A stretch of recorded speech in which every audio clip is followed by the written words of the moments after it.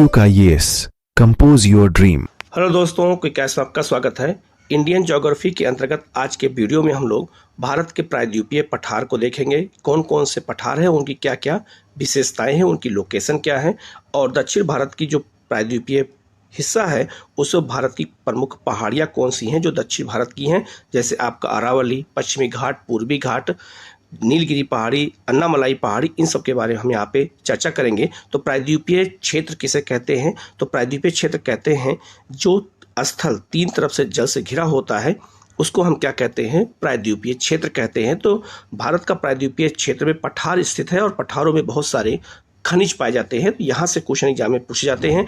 और प्रायद्वीपीय भारत में पठार के साथ साथ कई पहाड़ियाँ हैं, उनकी भी हमें जो है मैप के थ्रू बिल्कुल उनको देखना है अच्छे से। कहीं कोई डाउट हो तो आप कमेंट करके पूछ सकते हैं, उसका जवाब आपको दिया जाएगा। आप लोग चैनल को सब्सक्राइब कर लीजिएगा, बेल आइकन को प्रेस कर लीजिएगा, जिससे इस तरह क्लास आपको लगातार मिलती रहे। हम लोग शुरू करते हैं सीधे लेसन की ओर। हम लोग आज भारत के भौतिक विभाजन के अंतर्गत प्रायद्वीपीय पठार को देखेंगे कि प्रायद्वीपीय पठार कौन कौन से हैं और उनमें कौन कौन सी पहाड़ियाँ पाई जाती हैं। आज हम लोग इसका अध्ययन करेंगे। यहाँ से क्वेश्चन बहुत ज़्यादा पूछा जाता है। मैंने आपको कल ही बताया था कि भारत का भौतिक जो विभाजन है, भारत को 6 भागों में बांटा गया है। मैंने पहला वीडियो उत्तर का हिमालय पर्वत का बना के आपको बता दिया है। आज हम लोग जो है प्रायद्वीपीय पठार के बारे में बात करेंगे कि प्रायद्वीपीय पठार की क्या विशेषता है, कौन कौन से पठार हैं और उनमें कौन कौन सी पहाड़ियाँ पाई जाती है और उनमें कौन कौन से खनिज पाए जाते हैं। इनकी चर्चा हम लोग आज करेंगे। आप लोग सबसे पहले याद रखिएगा कि प्रायद्वीपीय पठार के अंतर्गत हम लोग पठार को और पहाड़ियों दोनों को देखेंगे कि पठार और पहाड़ियाँ कौन कौन सी दक्षिण भारत में पाई जाती हैं। पठार उसे कहते हैं, एक बात याद रखिएगा, पठार उसे कहते हैं जो जिनका जो शिखर होता है वो मेज के आकार का होता है, जबकि जो पहाड़ियाँ होती हैं वो शंकु आकार की होती है। लेकिन जो इनका पठार होते हैं उनका जो शिखर होता है वो मेज के आकार का होता है और इनकी जो औसत ऊंचाई होती है वो 600 मीटर होती है। उसे हम पठार कहते हैं और पठार में ही खनिज पाए जाते हैं। तो इसको अच्छे से याद रखना। अगर कभी आपसे पूछा जाए एक शब्द में पठार का क्या महत्व होता है, तो पठार में बहुत सारे खनिज पाए जाते हैं। ठीक है, सबसे पहले हम लोग भारत के प्रायद्वीपीय पठार को अगर हम देखते हैं तो भारत के प्रायद्वीपीय पठार में बुंदेलखंड का पठार, मालवा का पठार और बघेलखंड के पठार को, इन तीनों पठार को हम मध्यवर्ती उच्च भूमि कहते हैं। मेघालय के पठार को छोटानागपुर के पठार और दंडकारण्य पठार को हम लोग पूर्वी पठार के अंतर्गत रखते हैं और जो दक्षिण भारत में पठार है उसे हम दक्कन का पठार कहते हैं। ठीक है, जैसे आप यह देख सकते हैं पठारों को 3 भागों में बांटा गया। सबसे पहले है मध्य उच्च भूमि। अब मध्य उच्च भूमि के अंतर्गत 3 पठार आते हैं, मालवा पठार, बुंदेलखंड पठार और बघेलखंड पठार। इसको अगर आप एक बार हम लोग मैप के थ्रू देखते हैं तो मैप के थ्रू आप देख सकते हैं यहाँ पर आपका जो है मालवा का पठार, बुंदेलखंड पठार और बघेलखंड पठार, इनको हम क्या कहते हैं? मध्यवर्ती उच्च भूमि कहा जाता है। ठीक है, तो इसमें हमें तीनों पठारों को अच्छे से देखना है क्योंकि ये भारत के मध्य में है, इसलिए इसका मध्यवर्ती उच्च भूमि पठार कहते हैं। और पठार को उच्च भूमि भी कहा जाता है। अगर कहीं आपको ये शब्द दिखाई दे तो आप कंफ्यूज मत होइएगा। दूसरा है आपका पूर्वी पठार। पूर्वी पठार में 3 पठार आते हैं। कौन कौन से पठार आते हैं? तो छोटा नागपुर का पठार, मेघालय का पठार और दंडकारण्य पठार। इन तीनों पठार को हम कहते हैं पूर्वी पठार। और एक जो है अभी की लोकेशन को देख सकते हैं जिनके बारे में यहाँ पर मैप पे आपको बता दिया गया है। और तीसरा जो पठार का हिस्सा है उसे हम कहते हैं दक्कन का पठार। और दक्कन के पठार में भी 3 पठार आते हैं, महाराष्ट्र का पठार, कर्नाटक पठार और तेलंगाना का पठार। अब आप तीनों की अगर यहाँ लोकेशन देखेंगे तो तीनों की लोकेशन आपको एक साथ यहाँ पर दिखाई देगी। महाराष्ट्र का पठार आपका ये क्षेत्र है महाराष्ट्र में, तेलंगाना का पठार तेलंगाना के क्षेत्र में है और कर्नाटक का पठार कर्नाटक के क्षेत्र में है। इसको हम कहते हैं दक्कन का पठार, एक शब्द में बोलते हैं। तो भारत में 3 पठार हैं और 3 पठारों के अंतर्गत 3 पठार और हैं। तो टोटल भारत में 9 पठार है जिनके बारे में हमें देखना है और हर पठार की अपनी अलग विशेषता है। उन विशेषताओं को भी हमें यहाँ पर एक एक करके जानना है कि वहाँ से क्वेश्चन कैसे आपसे पूछे जाएंगे। और ये बहुत बेसिक चीज़ है, अगर हम इसको नहीं जानेंगे तो हम आगे क्वेश्चन सॉल्व नहीं कर सकते हैं। इसीलिए हमें इसको बहुत बेसिक तरीके से जानने की ज़रूरत है। सबसे पहले हम बात करेंगे मध्यवर्ती उच्च भूमि में मालवा के पठार की। अगर आपसे पूछा जाए कि मालवा का पठार कितने राज्य में फैला हुआ है तो याद रखना है 3 राज्यों में फैला हुआ है। कौन कौन से? तो मध्य प्रदेश, राजस्थान और गुजरात में, और मालवा पठार जो है किन दो पहाड़ियों के बीच में स्थित है? तो अरावली पहाड़ी और बिंद पहाड़ी के बीच में मालवा का पठार स्थित है। मालवा पठार में काली मिट्टी पाई जाती है और यहाँ पर गेहूं की खेती बहुत अच्छी होती है। तो इसके बारे में अभी हम यहाँ पर पढ़ के हम इसको अच्छे से जान सकते हैं। लिखा है मालवा का पठार बिंद पर्वत और अरावली जो है पहाड़ी के मध्य स्थित है। ये क्वेश्चन एग्जाम में कई बार आ चुका है, पूछा भी गया है कि मालवा पठार किन दो पहाड़ियों के बीच स्थित है? तो बिंद पर्वतमाला और अरावली के बीच में स्थित है, जैसा मैंने आपको अभी लोकेशन दिखाया है। एक बार आप लोकेशन को दोबारा देख करके इसको अपने दिमाग में बिल्कुल बैठा लीजिए कि अरावली पहाड़ी और बिंद पहाड़ी के बीच में मालवा का पठार स्थित है। इसके अलावा यह पठार लावा से ढका है और काली मिट्टियाँ यहाँ पाई जाती हैं। तो यहाँ पर ये लावा, ये पठार कैसा है? लावा पठार है और यहाँ पर काली मिट्टी पाई जाती है। यहाँ बहने वाली प्रमुख नदियाँ कौन सी हैं? ये भी एग्जाम में पूछा जाता है। तो यहाँ बनास, चंबल, सिंध, माही और बेतवा नदियाँ हैं जो मालवा के पठार में बहती हैं, और इस पठार में गेहूं और चने की खेती सबसे अधिक होती है। ये आपको अच्छे से याद रखना है। तो मालवा पठार कितने राज्य में है मैंने बता दिया, लोकेशन क्या है और इसकी विशेषता क्या है, अच्छे से याद रखना। यहाँ काली मिट्टी पाई जाती है, इसको आप बिल्कुल इग्नोर बिल्कुल मत करना क्योंकि यहाँ से क्वेश्चन पूछा जाता है। दूसरा है आपका बुंदेलखंड पठार। बुंदेलखंड पठार जो है कहाँ पर है? तो उत्तर प्रदेश के दक्षिणी क्षेत्र में और मध्य प्रदेश के उत्तरी क्षेत्र में बुंदेलखंड का पठार स्थित है, जो मध्यवर्ती पठार का हिस्सा है। और यहाँ पर वर्षा कम होती है, इसलिए ये क्षेत्र पठार जो है ये सूखा प्रभावित होता है और यहाँ पर मोटे अनाजों की खेती की जाती है। यहाँ लिखा है यह मालवा पठार के पूरब में स्थित है। इसकी स्थलाकृति नीस और क्वार्टरजाइट्स के गहन अपरदन से विकसित हुई है।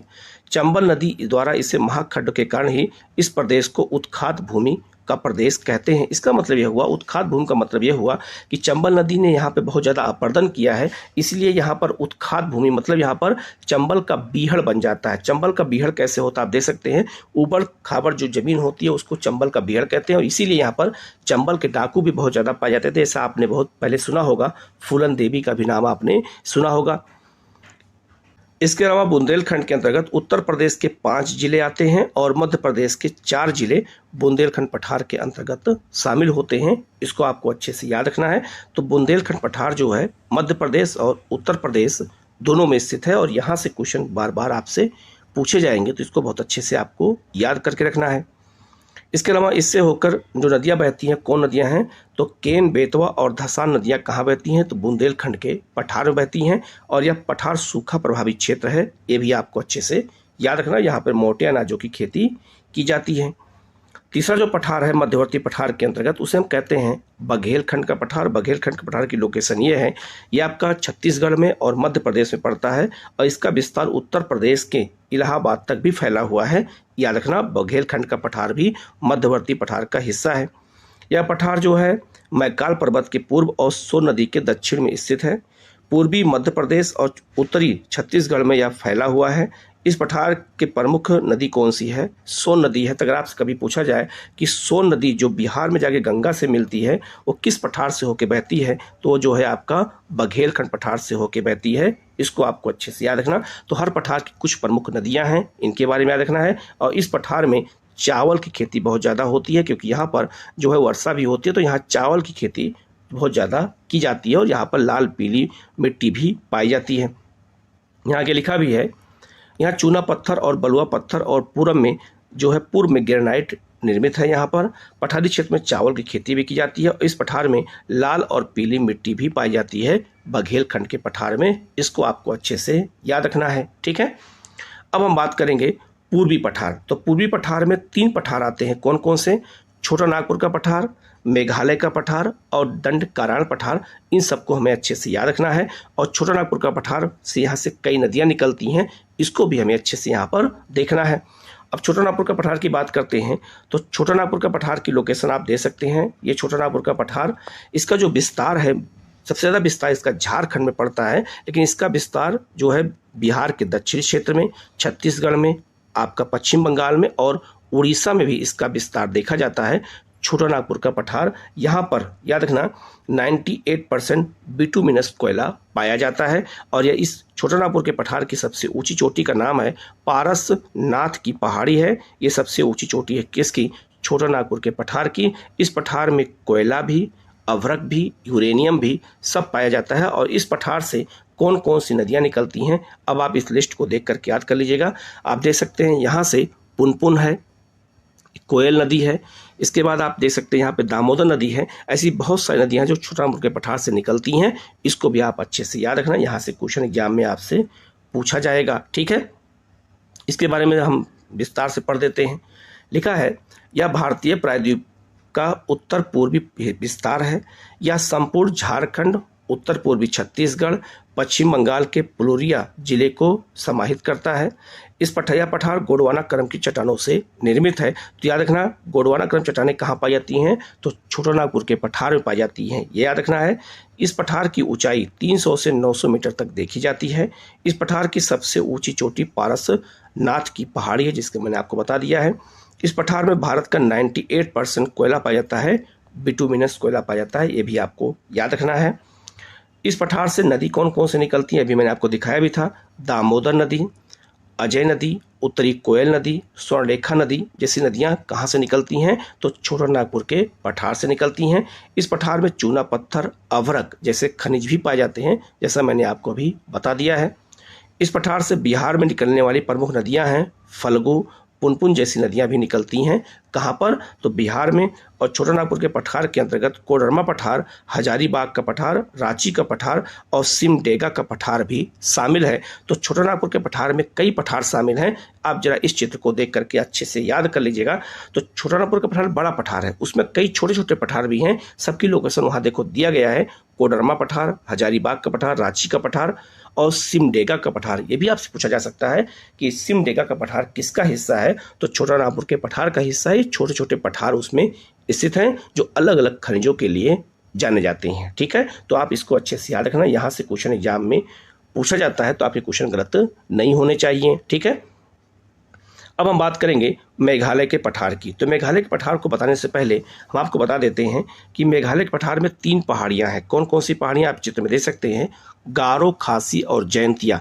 इन तीनों पहाड़ियों को मिला करके हम मेघालय का पठार, या इसी को हम लोग कहते हैं शिलोंग का पठार कहते हैं।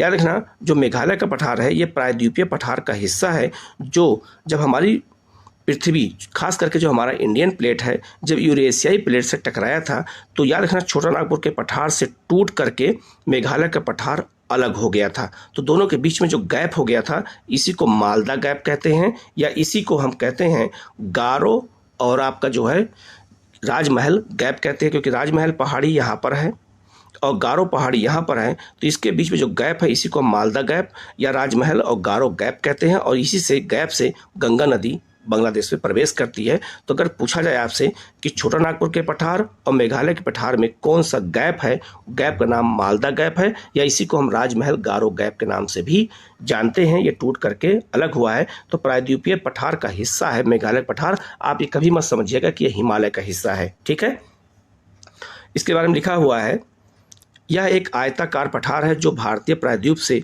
गारो राजमहल गैप द्वारा अलग होता है। तो गारो राजमहल गैप कहो इसको, चाहे मालदा गैप कहो, बात एक ही है। यहाँ गारो, खासी, जयंतिया पहाड़ियाँ जो है स्थित हैं, विभक्त हैं। तो मेघालय के पठार में 3 पहाड़ियाँ हैं, तीनों जनजातियों के नाम पर हैं, गारो पहाड़ी, खासी पहाड़ी और जयंतिया पहाड़ी। इसको आपको अच्छे से याद रखना है। यहाँ लेटराइट मिट्टियाँ पाई जाती हैं। क्यों? क्योंकि मेघालय पठार में विश्व में सबसे अधिक वर्षा होती है। चेरापूंजी और मासिनराम खासी पहाड़ी में ही स्थित है, यहाँ सबसे अधिक वर्षा होती है। ठीक है, तो यहाँ पर जहाँ सबसे अधिक वर्षा होगी वहाँ मिट्टी ऊपर कट के बह जाती है, तो वह कंकड़ पत्थर बच जाते हैं, उसी को हम लेटराइट मिट्टी कहते हैं। तो मेघालय के पठार में लेटराइट मिट्टी पाई जाती है। यहाँ विश्व के सर्वाधिक वर्षा प्राप्त करने वाले प्रमुख स्थान हैं, चेरापूंजी है और मासिनराम है, ये आपको याद रखना है। इस पठार की जो ऊंचाई है वो 600 से 900 मीटर के मध्य स्थित है।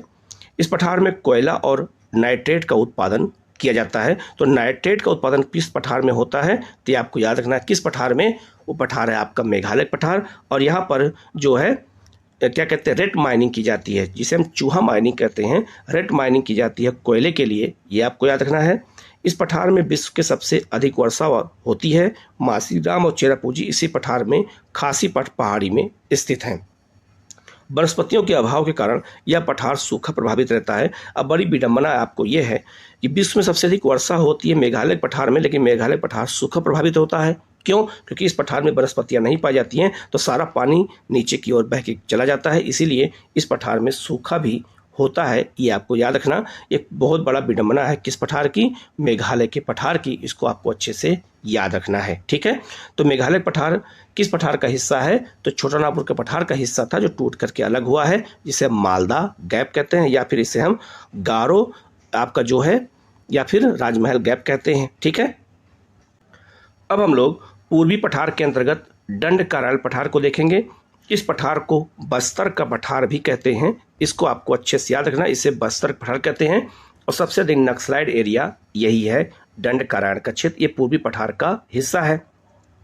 तो दंडकारण्य पठार में याद रखना, यहाँ पर एक पहाड़ी है बेलाडीला की पहाड़ी, जो लोहे के उत्पादन के लिए जानी जाती है। और बेलाडीला की जो पहाड़ी है, इसमें जो लोहा पाया जाता है, वहाँ जो खान है, उस खान का नाम भी बेलाडीला की खान है, जो लोहे की खान है। और ये भी याद रखना है, ये एशिया की सबसे आधुनिक खान है लोहे की। यहाँ से जो लोहा निकाला जाता है वो जापान को और जो है आपका क्या कहते हैं मलेशिया, इंडोनेशिया को निर्यात किया जाता है। तो यहाँ पे जो है लोहे का भंडार पाया जाता है, ये आपको अच्छे से याद रखना है। इसे हम बस्तर का पठार भी कहते हैं।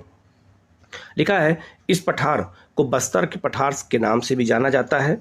इंद्रावती नदी इस पठार को दो भागों में बांटती है। तो अगर पूछा जाए दंडकारण्य पठार में कौन सी नदी बहती है, तो इंद्रावती नदी बहती है। और इंद्रावती नदी किसकी सहायक नदी है? तो गोदावरी की सहायक नदी है, ये आपको याद रखना है। इस पठार में लोहे का उत्पादन किया जाता है, और यहाँ बेलाडीला नामक पहाड़ी में लोहे का उत्पादन होता है। इस पठार का हिस्सा पारस गांव पठार और बस्तर की पहाड़ियाँ भी स्थित है। तो पारस गांव का पठार किस पठार का हिस्सा है? तो ये आपका याद रखना, बस्तर पठार या दंडकारण्य पठार का हिस्सा है। ये आपको अच्छे से याद रखना। इसकी लोकेशन खास करके कहाँ पर है? तो छत्तीसगढ़ के साउथ में है, लेकिन इसका विस्तार उड़ीसा में और महाराष्ट्र में और आंध्र प्रदेश में भी देखने को मिलता है। ये भी आपको अच्छे से याद रखना है, ठीक है। इस पठार क्षेत्र जो है नक्सलाइड एरिया है, मैंने बता दिया। तो सबसे अधिक नक्सलाइड एरिया जो है वो यही है।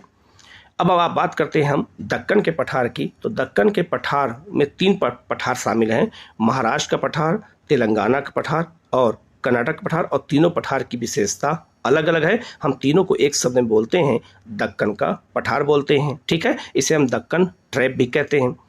सबसे पहले हम बात करेंगे महाराष्ट्र के पठार। महाराष्ट्र के पठार का निर्माण कैसे हुआ है, इसको पहले आपको हम बता देते हैं। महाराष्ट्र के पठार का जो निर्माण हुआ है वो लावा पठार से हुआ है। कैसे हुआ है? ये लावा पठार कहलाता है। कैसे? यार इसको अच्छे से याद रखना।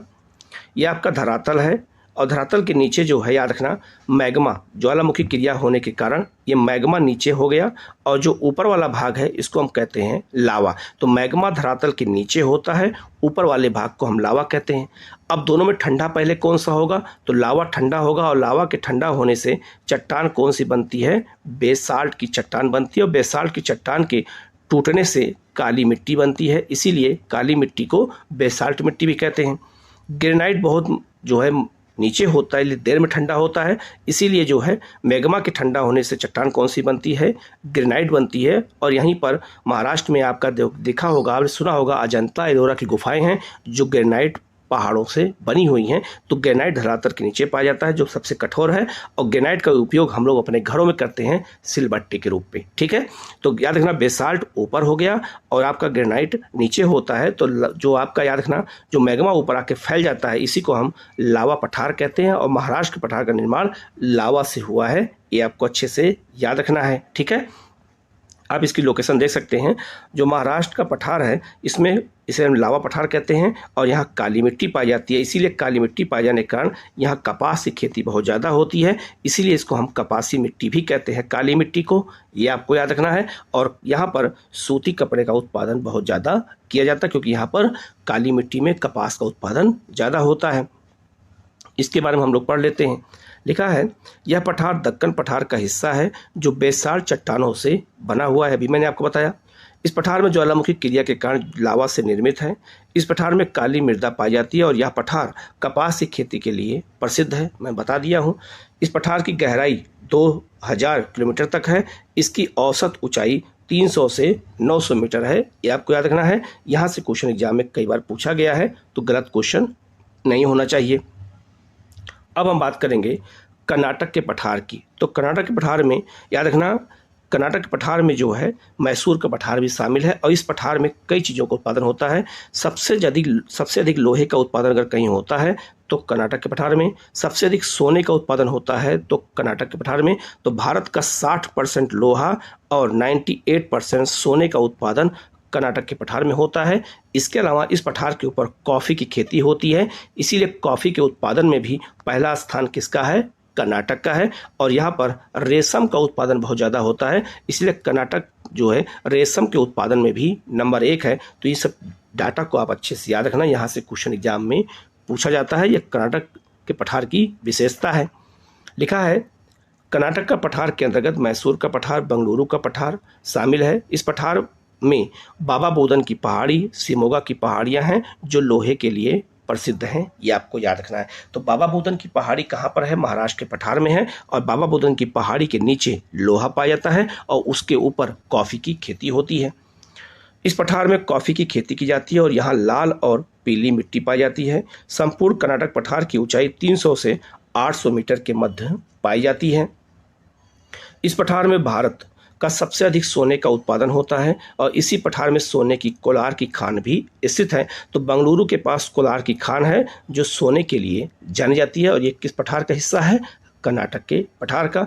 तुंगभद्रा और कावेरी नदियों के उद्गम स्थल भी यहीं से होते हैं। तो कावेरी नदी और तुंगभद्रा नदी इसी पठार से निकलती है, ये भी आपको अच्छे से याद रखना है, यहाँ से क्वेश्चन एग्जाम में पूछा जाता है। और इस पठार के ऊपर से नदी कौन सी बहती है? कृष्णा बहती है, ये भी आपको याद रखना है। ठीक है, अब हम बात करते हैं तेलंगाना के पठार की। तो तेलंगाना का पठार कहाँ पे है? तेलंगाना राज्य में है। और तेलंगाना के पठार में याद रखना, जो दक्षिणी वाला क्षेत्र है उसे हम कहते हैं रायलसीमा का पठार कहते हैं। और ये इस पठार में यूरेनियम और अभ्रक का उत्पादन सबसे ज़्यादा होता है। तो अभ्रक के उत्पादन में तेलंगाना और आंध्र प्रदेश बहुत आगे हैं। ठीक है, लिखा भी है यह पठार आंध्र प्रदेश और तेलंगाना में स्थित है। इस पठार की औसत ऊंचाई 300 से 600 मीटर है। इस पठार में यूरेनियम और अभ्रक का उत्पादन किया जाता है। आंध्र पठार और का उत्तरी हिस्सा तेलंगाना का पठार वर्तमान तेलंगाना राज्य में, जबकि दक्षिणी हिस्सा रायलसीमा का पठार कहलाता है। इस पठार से नदी कौन सी बहती है? तो कृष्णा नदी बहती है, इसी पठार से होकर के बहती है तेलंगाना के पठार से। तो तेलंगाना के पठार में यूरेनियम पाया जाता है, ये बहुत महत्वपूर्ण है। और अभ्रक का उत्पादन होता है जिसका जो है यूज इलेक्ट्रॉनिक क्षेत्र में किया जाता है। ठीक है, तो ये कुछ महत्वपूर्ण जो चीज़ थी मैंने बता दिया है। पठारों से जुड़ा हुआ कितने भारत में कितने पठार पाए जाते हैं, हर पठार की क्या विशेषता है मैंने बता दिया है। अब हम लोग प्रायद्वीपीय पठारों के अंतर्गत कौन कौन सी पहाड़ियाँ हैं इसकी चर्चा हम लोग कर लेते हैं। अब हम लोग प्रायद्वीपीय भारत की उन पहाड़ियों को देखेंगे जो पठारों के बीच में पाई जाती हैं, उनके बारे में हम लोग देखेंगे उनकी क्या विशेषता है। सबसे पहले हम बात करेंगे अरावली पर्वतमाला का। अरावली पर्वतमाला आप देख सकते हैं, आपको यहाँ पे लोकेशन दिख रहा है। तो अरावली पहाड़ी कहाँ पे है? तो ये गुजरात से शुरू होकर के और ये दिल्ली तक आती है। इसका सबसे अधिक विस्तार राजस्थान में है। ये विश्व की सबसे पुरानी वलित पर्वत श्रेणी है, ये आपको याद रखना है। तो भारत में सबसे नवीन वलित पर्वत श्रेणी हिमालय है और सबसे पुरानी वलित पर्वत श्रेणी कौन सी है? अरावली है, इसको याद रखना है। और अरावली के पूर्वी क्षेत्र को हम मेवाड़ कहते हैं, मेवाड़ का क्षेत्र कहा जाता है। और जो पश्चिमी वाला क्षेत्र है इसको हम मारवाड़ का क्षेत्र कहते हैं, ये भी आपको याद रखना है। और मारवाड़ क्षेत्र में ही जो है आपका रेगिस्तान का क्षेत्र है। मेवाड़ क्षेत्र में जो है वर्षा हो जाती है, तो यहाँ पर कृषि मोटे अनाजों की होती है। इसके अलावा यहाँ पर एक पहाड़ी है, खेतरी की पहाड़ी है, जिसमें तांबे का उत्पादन होता है। और ये तांबे का उत्पादन आज से नहीं हड़प्पा काल से हो रहा है और आने वाले 2000 वर्षों तक जो है यहाँ पर तांबे का उत्पादन होता रहेगा। इतना तांबे का जो है भंडार इस क्षेत्र में पाया जाता है। ठीक है, तो सबसे जो है क्या कहते हैं, सबसे पुरानी वलित पर्वत श्रेणी कौन सी है? अरावली है। और इसी में जो है जस्ता और तांबे का उत्पादन भी किया जाता है। जस्ता, सीसा और तांबा ये अरावली पहाड़ी की सबसे प्रमुख विशेषता है, इसको आपको अच्छे से याद रखना है। और इसके पश्चिम में नदी बहती है, लूनी नदी बहती है। तो लूनी नदी कहाँ से निकलती है? अरावली पहाड़ी से निकलती है, ये भी आपको अच्छे से याद रखना है। लिखा है जो है इसके बारे में, अरावली की पहाड़ियाँ दक्षिण पश्चिम में गुजरात से लेकर के उत्तर पूर्व में दिल्ली तक लगभग 800 किलोमीटर की लंबाई में विस्तृत है। तो याद रखना, जो भारत का राष्ट्रपति भवन है वो अरावली पहाड़ी के ऊपर ही है, ये भी आपको याद रखना है। दिल्ली के निकट इसे दिल्ली की पहाड़ियाँ या रायसीमा की पहाड़ी कहते हैं। तो इसी रायसीमा की पहाड़ी पर भारत का राष्ट्रपति भवन स्थित है। अरावली की औसत ऊंचाई 300 से 920 मीटर तक पाई जाती है। ठीक है। दक्षिण पश्चिम में आबू के निकट इसकी सबसे ऊंची चोटी है गुरु शिखर। तो अरावली की सबसे ऊंची चोटी कौन सी है? गुरु शिखर है, जो 1722 मीटर ऊंची है। यह एक अपशिष्ट पर्वत है। अपशिष्ट का मतलब ये होता है कि टूटा फूटा पर्वत है, काफी टूट फूट गया है। अपशिष्ट पर्वत उसी को कहते हैं जो काफी अपरदित हो जाता है, टूट फूट जाता है। और यह विश्व का सबसे प्राचीनतम जो है वलित पर्वत है, ये भी आपको याद रखना है। तो हमारे यहाँ सबसे प्राचीनतम नमित पर्वत, प्राचीनतम अगर कहा जाए तो आपका अरावली है और सबसे नवीन हिमालय है। अरावली के पश्चिमी ओर से माही और लूनी नदी निकलती है। लूनी नदी कच्छ के रण में गायब हो जाती है। अरावली के पूर्वी की ओर बनास नदी भी निकलती है। तो बनास नदी इसके पूरब की ओर निकलती है। आप लोकेशन को मैं दोबारा बता देता हूँ। इधर से आपका बनास नदी निकलती है और इधर आपका नदी निकलती है लूनी, और इसके दक्षिण क्षेत्र नदी निकलती है साबरमती। ठीक है। इसके बाद आगे लिखा हुआ है अरावली के पश्चिम में, ये बता दिया मैंने। आगे लिखा है अरावली के पूर्व में जो है बनास नदी निकलती है। इस पहाड़ी में जस्ता, तांबा, सीसा जैसे खनिज भी पाए जाते हैं। तो तांबे का उत्पादन, जस्ते का और शीशे का उत्पादन कहाँ होता है? तो अरावली की पहाड़ी में होता है। ये आपको अच्छे से याद रखना है। इसके बाद है आपका विंध्य पर्वतमाला। विंध्य पर्वतमाला आप देख सकते हैं, ये विंध्य पर्वतमाला है जो आपका गुजरात से शुरू होकर के ये बिहार तक ये पहाड़ी जाती है। विंध्य पर्वतमाला उत्तर प्रदेश होते हुए। इसके बाद एक पहाड़ी है आपकी सतपुड़ा पहाड़ी, आप इसकी लोकेशन देख सकते हैं। और विंध्य और सतपुड़ा के बीच में नदी बहती है। कौन सी नदी बहती है आपको याद रखना? नर्मदा नदी बहती है। और इधर एक पहाड़ी है आपका मैकाल पर्वतमाला है, और मैकाल पर्वतमाला मध्य प्रदेश और छत्तीसगढ़ की सीमा पर है। और इसकी सबसे ऊंची चोटी है अमरकंटक। यहीं से नदी निकलती है। कौन सी? नर्मदा नदी निकलती है। तो ये आपको याद रखना है। और ये भी आपको याद रखना है कि अमरकंटक अर्थात मैकाल की पहाड़ी से 4 नदियां 4 दिशाओं में निकलती हैं। कौन कौन सी? तो उत्तर में नदी निकलती है सोन, उत्तर में सोन नदी निकलती है। पूरब में नदी निकलती है महानदी, ये भी आपको याद रखना है। इसके जो है पश्चिम में नर्मदा नदी निकलती है, और पूरब में जो दक्षिण में इंद्रावती नदी निकलती है। तो इसके चारों दिशाओं में 4 नदियां निकलती हैं, ये भी आपको याद रखना है। और नर्मदा नदी 2 पहाड़ियों के बीच बहती है, जो विंध्य और सतपुड़ा के बीच में। और सतपुड़ा की सबसे ऊंची चोटी का नाम है महादेव चोटी, ये आपको याद रखना है। और मैकाल पहाड़ी कहाँ पर है ये मैंने बता दिया। विंध्य कहाँ पर है, सतपुड़ा कहाँ है, सबकी लोकेशन को यहाँ मैंने दे दिया है। इसको अच्छे से याद रखना, यहाँ से क्वेश्चन बार बार पूछा जाता है। और विंध्य पहाड़ी में लाल बलुआ पत्थर पाया जाता है, जिससे आपका क्या बना हुआ है? लाल किला बना हुआ है, राष्ट्रपति भवन बना हुआ है, सब इसी से बना हुआ है, जो यहाँ पे लाल बलुआ पत्थर पाया जाता है। ठीक है। अब इसकी जो है बारे में मैंने बता दिया है। ठीक है। अब देखो यहाँ इसके बारे में लिखा है, इसकी लंबाई 1200 किलोमीटर है। इस श्रृंखला का भारी अपरदन हो चुका है। इसकी औसत ऊंचाई 500 से 700 मीटर है। इसकी पश्चिमी भाग पर लावा है, परंतु पूर्वी भाग पर लावा नहीं है। लावा मतलब लावा का पठार। इसके पश्चिम में जो भारनेर पहाड़ी और पूरब में कैमूर पहाड़ी है। तो कैमूर पहाड़ी का विस्तार कहाँ पर है? मध्य प्रदेश होते हुए बिहार तक है। या गुजरात से लेकर बिहार तक फैली हुई है विंध्य पर्वतमाला। इस पर्वत चोटी में लाल बलुआ पत्थर और बलुआ पत्थर पाया जाता है, मैंने बता दिया। तो लाल बलुआ पत्थर और बलुआ पत्थर जो है इसका इस्तेमाल भवन निर्माण में होता है। और लाल बलुआ पत्थर से ही जो है क्या बना हुआ है? तो लाल किला और आपका जो है राष्ट्रपति भवन बना हुआ है। और बलुआ पत्थर से अशोक के स्तंभ बनाए गए हैं। ये भी याद रखना कि अशोक के जितने भी स्तंभ पाए गए हैं वो किस पत्थर के हैं? तो बलुआ पत्थर के हैं। ये भी आपको अच्छे से याद रखना है। इसके बाद है सतपुड़ा पहाड़ी, मैंने बता दिया। सतपुड़ा की सबसे चोटी का नाम क्या है? महादेव है। और ये कहाँ पर है? तो ये आपका जो है मध्य प्रदेश में है।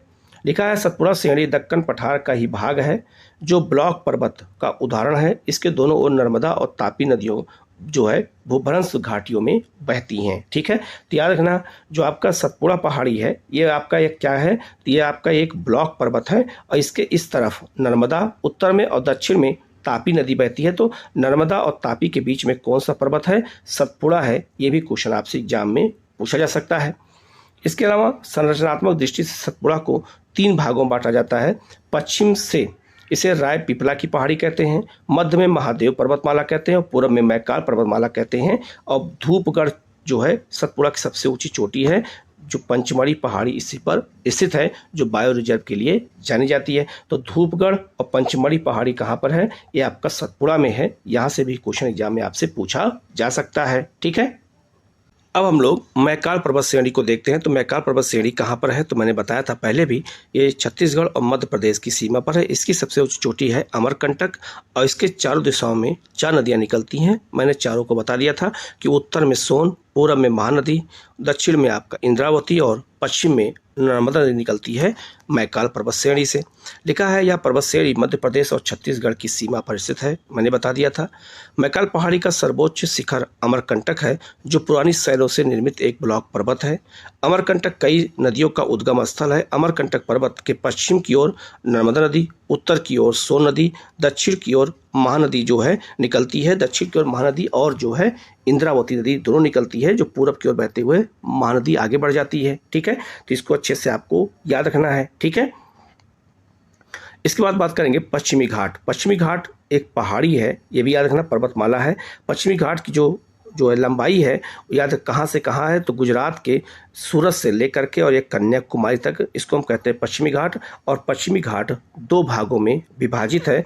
और विभाजित कौन करता है? 16 डिग्री अक्षांश रेखा। अगर आपसे कभी पूछा जाए कि 16 डिग्री अक्षांश रेखा किसको बांटती है, तो पश्चिमी घाट को, पश्चिमी घाट के उत्तरी वाले क्षेत्र को उत्तरी सह्याद्री और दक्षिणी वाले क्षेत्र को दक्षिणी सह्याद्री कहते हैं। और नीलगिरी पहाड़ी के पास पश्चिमी घाट और पूर्वी घाट आपस में मिलते हैं। तो ये पूर्वी घाट है, ये पश्चिमी घाट है, दोनों कहाँ मिलते हैं? तो नीलगिरी की पहाड़ी मिलते हैं। और पश्चिमी घाट को 16 डिग्री अक्षांश 2 भागों में विभक्त करता है। ये आपको अच्छे से याद रखना है। आगे लिखा है पश्चिमी घाट के बारे में कि पश्चिमी घाट पर्वत उत्तर में तापी जो है नदी के बाएं तट से लेकर के और ये दक्षिण में कन्याकुमारी के अंतरिक्ष तक 1600 किलोमीटर की लंबाई में विस्तृत है।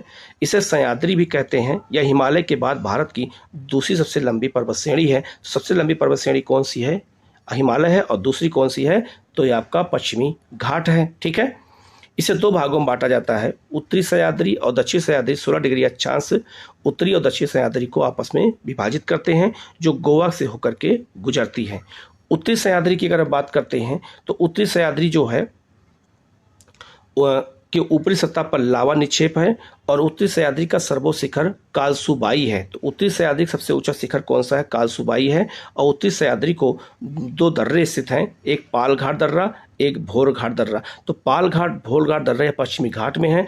पालघाट दर्रा मुंबई को नासिक से जोड़ता है और भोरघाट दर्रा मुंबई से पुणे को जोड़ता है। ये आपको अच्छे से याद रखना, यहाँ से क्वेश्चन एग्जाम में कई बार आए हुए हैं। और इसके अलावा जो है आपका पश्चिमी घाट से जुड़ा हुआ एक पहाड़ी है आपका अजंता की पहाड़ी। यहीं पर आपका बालाघाट पर्वतमाला, यहीं पर हरिश्चंद्र पर्वतमाला और यहीं पर महादेव पर्वतमाला सब महाराष्ट्र में स्थित हैं। सबकी लोकेशन आप दे सकते हैं और सबका संबंध पश्चिमी घाट से जुड़ा हुआ है। ठीक है, इसके बाद दक्षिण सह्याद्री की बात करते हैं। तो दक्षिण सह्याद्री सर्वोच्च शिखर कौन सा होता है? कौन सा है? कुद्रेमुख है, जो कर्नाटक में है। पश्चिमी घाट के प्रमुख दर्रे हैं। उत्तर से अगर दक्षिण की ओर देखा जाए तो थाल घाट दर्रा, जो नासिक और मुंबई के बीच में जुड़ा हुआ है, ये वहीं पर स्थित है। और भोर घाट दर्रा कहाँ पर है? मुंबई को पुणे से जोड़ता है।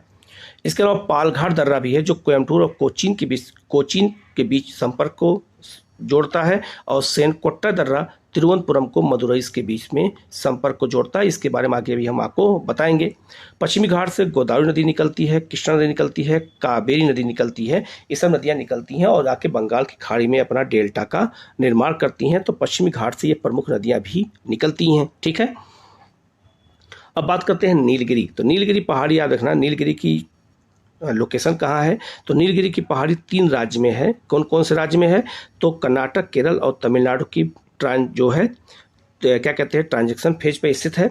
और यहीं पर जो है याद रखना, ये बहुत महत्वपूर्ण ये है कि यहीं पर जो है क्या कहते हैं पूर्वी घाट और पश्चिमी घाट आकर आपस में मिलते हैं। और नीलगिरी पहाड़ी और अन्नामलाई पहाड़ी के बीच में यहीं पर पालघाट दर्रा है, ये आपको याद रखना है।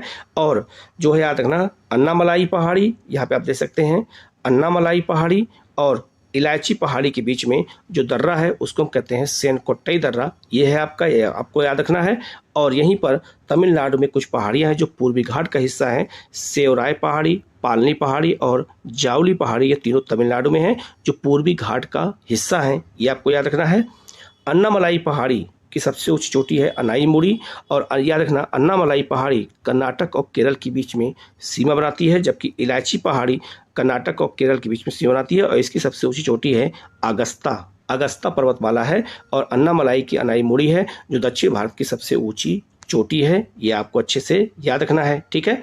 अब देखो लिखा है नीलगिरी की सबसे ऊंची चोटी का नाम है टोडा बेटा। दक्षिण भारत की दूसरी सर्वोच्च क्या है, ये चोटी है। नीलगिरी पर्वत श्रेणी कर्नाटक, केरल और तमिलनाडु राज्यों के मिलन बिंदु पर स्थित है। नीलगिरी पहाड़ी जो है क्षेत्र में टोडा नामक जनजाति निवास करती हैं, ये भी याद रखना। तो नीलगिरी क्षेत्र में टोडा नामक जनजाति पाई जाती है। एक विशेषता और बता देता हूँ नीलगिरी की। नीलगिरी के जो कर्नाटक वाला क्षेत्र है वहाँ पे कॉफ़ी का उत्पादन होता है। तमिलनाडु वाले क्षेत्र में चाय का और केरल वाले क्षेत्र में मसाले का उत्पादन होता है। ये भी आपको अच्छे से याद रखना है। तो नीलगिरी पहाड़ी 3 राज्य में स्थित है। अन्नामलाई पहाड़ी की बात करें, यह पर्वत तमिलनाडु जो है श्रेणी तमिलनाडु और केरल की सीमा पर स्थित है। दक्षिण भारत की सर्वोच्च चोटी अनाईमुड़ी है जो अन्नामलाई पहाड़ी की सर्वोच्च चोटी भी है। तो दक्षिण भारत सबसे ऊंची चोटी कौन है, अनाईमुड़ी, जो अन्नामलाई की सबसे ऊंची चोटी है। इलायची या कार्डमम पहाड़ी, यहाँ पे इलायची का उत्पादन बहुत ज़्यादा होता है इसलिए इसको हम इलायची या कार्डमम पहाड़ी कहते हैं। यह केरल और तमिलनाडु की सीमा पर स्थित है। इसकी भी लोकेशन मैंने आपको बता दिया है। अब बात करेंगे पूर्वी घाट की। तो पूर्वी घाट जो है याद रखना, ये पश्चिमी घाट सतत है बिल्कुल, लेकिन पूर्वी घाट कई टुकड़ों में बटा हुआ है क्योंकि यहाँ नदियाँ बहती हैं जो इसको कई भागों में बांट दिया है। तो पश्चिमी घाट पूर्वी घाट आपस में कहाँ मिलते हैं, तो नीलगिरी के पास मिलते हैं। ये हमें अच्छे से याद रखना है। अब इसके बारे में देख लेते हैं। तो लिखा है पूर्वी घाट की औसत ऊंचाई 900 से 1100 मीटर है। इसका विस्तार पूर्वी समुद्र तटीय मैदान के समानांतर महानदी घाटी से लेकर दक्षिण में नीलगिरी तक दक्षिण पूर्वी दिशा में 1800 किलोमीटर की लंबाई में है, जो सतत नहीं है बल्कि ये अनियमित है क्योंकि ये महानदी कृष्णा, गोदावरी और कावेरी नदियों ने इसे जगह जगह पर अपरदित कर दिया, मतलब काट दिया, तो लगातार नहीं है। बंगाल की खाड़ी में गिरने वाली नदियां इसे विभाजित कर देती हैं। किसको, तो पूर्वी घाट को। पूर्वी घाट अगर हमको कुछ पहाड़ियों को देखते हैं तो पूर्वी घाट में आंध्र प्रदेश में कुछ पहाड़ी हैं, नल्लामाला पहाड़ी, बेलीकोंडा पहाड़ी और पालकोंडा पहाड़ी। ये तीनों पूर्वी घाट का हिस्सा हैं जो आंध्र प्रदेश में स्थित हैं। अब सबकी लोकेशन आप यहाँ पर देख सकते हैं। ये अन्नामाला पहाड़ी है, ये आपका पालकोंडा है और यहीं पर आपका जो है बेलाकोंडा पहाड़ी है। तीनों पूर्वी घाट का हिस्सा हैं। अब हम लोग तमिलनाडु में स्थित कुछ पहाड़ियों को देख लेते हैं। तो जवादी पहाड़ी, सेवराय, पंचमलाई और सिरुमलाई पहाड़ी कुछ हैं, ये तमिलनाडु पाई जाती हैं। इसके अलावा कुछ पहाड़ियों को मैंने यहाँ पे आपको लोकेशन पहले ही बता दिया है। अब देख सकते हैं जवादी पहाड़ी, पालनी, सेवराय पहाड़ी, ये सब पहाड़ियों के एग्जाम में क्वेश्चन पूछे जाते हैं जो तमिलनाडु में स्थित हैं। तो यहाँ से क्वेश्चन अगर आए तो गलत नहीं होना चाहिए। पूर्वी घाट जो है प्राचीन मोरदार वलित पर्वत का एक अवशिष्ट रूप है।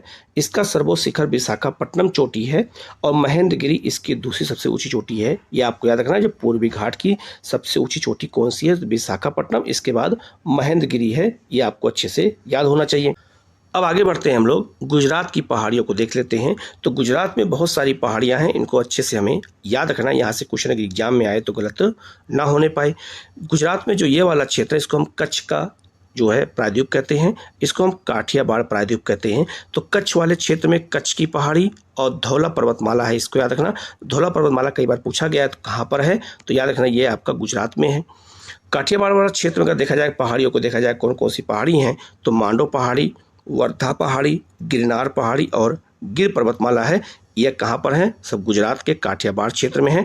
और गिर में ही जो है एशियाई शेरों का निवास स्थान है, जबकि गिर पहाड़ी में जो है जो गिरनार पहाड़ी है इसी में आपका अशोक का, रुद्रदामन का जो जूनागढ़ अभिलेख पाया जाता है। ये आपको याद रखना है। इसके अलावा गुजरात में एक पहाड़ी है राजपीपला की पहाड़ी और यहीं से विंध्य पर्वतमाला की शुरुआत होती है। तो ये विंध्य पर्वतमाला का हिस्सा है राजपीपला की पहाड़ी, ठीक है। अब आते हैं मेघालय की प्रमुख पहाड़ियों की बात कर लेते हैं। तो मेघालय में पठार में 3 पहाड़ियां हैं। आपका ये गारो है, ये खासी है और ये आपका जयंतिया है। इसको आपको अच्छे से याद रखना है। और याद रखना गारो की सबसे ऊंची चोटी का नाम क्या है, तो गारो की सबसे ऊंची चोटी का नाम है नोकरेक, जो बायो रिजर्व भी है। इसके अलावा खासी पहाड़ी चांद के आकार की बीच में है और इसी में चेरापूंजी और मासीन राम गाँव है जहाँ पे विश्व में सबसे अधिक वर्षा होती है। तो सबसे अधिक वर्षा इसलिए होती है क्योंकि ये जब मानसून आता है तो आने के बाद यहाँ बादल टकरा जाता है और चांद जैसी जो पहाड़ी है इसी में बादल फंस जाता है, इसीलिए यहाँ पे अधिक वर्षा करता है मासीन राम और चेरापूंजी में। इसके अलावा एक पहाड़ी है आपका यहाँ पर जयंतिया पहाड़ी, जो आपका सबसे पूरब में है और ये आपका गारो सबसे पश्चिम में है और बीच में आपका खासी पहाड़ी है। ये आपको अच्छे से याद रखना है। ठीक है, यहाँ से क्वेश्चन एग्जाम में पूछे जाते हैं। आगे लिखा है गारो या मेघालय पठार का पश्चिम जो है पश्चिमतम भाग है, सबसे पश्चिम में है। यहाँ गारो जनजाति के लोग निवास करते हैं। यहाँ नोकरेक जैव मंडल आरक्षित क्षेत्र भी है। इसकी सर्वोच्च चोटी नोकरेक है, जो मैंने अभी आपको बता दिया था। खासी पहाड़ी या मेघालय पठार का मध्य भाग है। यह मेघालय पठार का सबसे ऊंचा भाग है। चेरापूंजी इसी जो है पहाड़ी का हिस्सा है और इसे जो है मातृवंशीय खासी जनजाति के लोग पाए जाते हैं। और यह भी याद रखना, खासी जनजाति से ही सबसे पहले अंग्रेज संपर्क में आए थे। ये भी क्वेश्चन पूछा गया था। अब आते जैंतिया पहाड़ी या मेघालय पठार का पूर्वी भाग है। या जैंतिया जनजाति के लोग यहाँ निवास करते हैं। यहाँ झूमिंग खेती की जाती है और यहाँ अधिक वर्षा होती है और यहाँ लेटराइट मिट्टी पाई जाती है। ये आपका डिटेल में हो गया यहाँ पर। अब बात करते हैं पूर्वोत्तर की कुछ और पहाड़ियों की बात कर लेते हैं। तो पूर्वोत्तर में अगर हम पहाड़ियों की बात करें तो अरुणाचल प्रदेश में मिसमी जनजाति पाई जाती है, तो मिसमी पहाड़ी। आबोर जनजाति के नाम पर आबोर पहाड़ी। मिरी जनजाति के नाम पर मिरी पहाड़ी। बोमडीला जनजाति के नाम पर बोमडीला पहाड़ी और डाफला जनजाति के नाम पर डाफला जो है पहाड़ी यहाँ पर पाई जाती है। सारी पहाड़ियाँ अरुणाचल प्रदेश में हैं। पटकाई बूम पहाड़ी भी अरुणाचल प्रदेश में है, ये आपको याद रखना है। और यहाँ पर ये आपका जो ये पहाड़ी दिख रही है इसको कहते हैं बैराइल की पहाड़ी कहते हैं। ये आपका असम में है, ये आपको अच्छे से याद रखना है। इसके अलावा यहाँ पर आपका पूर्वी मणिपुर पहाड़ी और मिजो पहाड़ी भी स्थित है। ये इसकी लोकेशन ये है, ये आपको अच्छे से याद रखना है। ये भारत का पूर्वोत्तर क्षेत्र की प्रमुख पहाड़ियाँ हैं। तो ये कुछ प्रमुख पहाड़ियाँ थी जो मैंने बता दिया है, पठार बता दिया है। वीडियो कैसा लगा आप कमेंट करके जरूर बताइएगा। आप लोग चैनल को सब्सक्राइब कर लीजिएगा, बेल आइकन को प्रेस कर लीजिएगा, जिससे इस तरह क्लास आपको लगातार मिलती रहे। Okay, thank you.